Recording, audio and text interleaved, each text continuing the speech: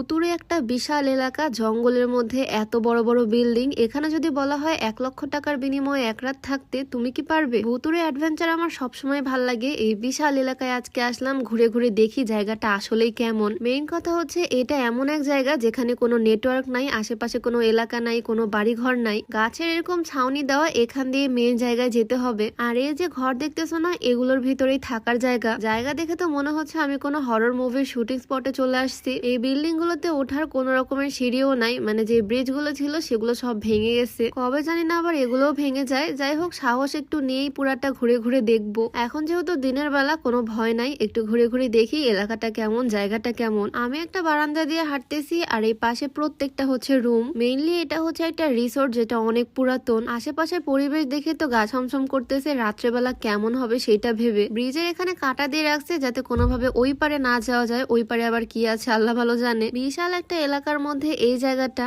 দূরের ওই জায়গাগুলো দেখলেই বুঝতে পারবা এগুলো সব হচ্ছে বন জঙ্গল এলাকা, মানে এখানে কোনো মানব বসতি নাই। আর ওই যে বললাম, এই জায়গাতে কোনো রকমের নেটওয়ার্কই পায় না ফোনে। আমার তো ভীষণ কৌতূহল হচ্ছে, মন চাচ্ছে এখানে রাত্রেবেলা থেকে যেতে, দেখা যাক কি হয়। এখানে অনেকগুলো রুম, অনেকগুলো কটেজ আছে, এক জায়গা থেকে আরেক জায়গাতে যাওয়া যাচ্ছে। আমার পিছনে দেখলেই বুঝতে পারবা এই জায়গাটা কেমন। একদম হরর মুভি শুট করা যাবে এখানে। দারুণ অ্যাস্থেটিক একটা প্লেস। দিনের বেলায় কেমন জানি একটা গা ছমছম পরিবেশ। জায়গাটা যদিও ভীষণ সুন্দর, বাট সত্যি করে বলো তো, এইরকম একটা জায়গায় যদি তোমাকে 1 রাত থাকতে বলা হয় একদম একা একা, তুমি কি পারবে? তাও আবার নেটওয়ার্ক ছাড়া, ফোনটাও হয়ে যাবে একদম অচল। যাই হোক, এই বিল্ডিং এর চারিপাশে হচ্ছে এরকম চা বাগান। এই চা বাগানেও এখন একটু যাব, ঘুরে ঘুরে বেড়াবো। আর হ্যাঁ, আমি আজকে যে সুন্দর বোরকাটা পরে আছি, যেটা সিম্পলের মধ্যে অনেক বেশি ভালো লাগছে আমার কাছে। কালার কম্বিনেশনটা অনেক সুন্দর। এইটা তোমরা পেয়ে যাবা তাফসি আউটফিট ফেসবুক পেজ থেকে। তাদের পেজটা আমার ডেসক্রিপশনে মেনশন করে দেওয়া থাকবে, চাইলে ভিজিট করে আসতে পারো। তো আমরা এখন ঘুরতে ঘুরতে চলে আসলাম চা বাগানে। এই চা বাগানের এলাকাটাও বিশাল বড়। পিছনে দেখলেই বুঝতে পারতেছো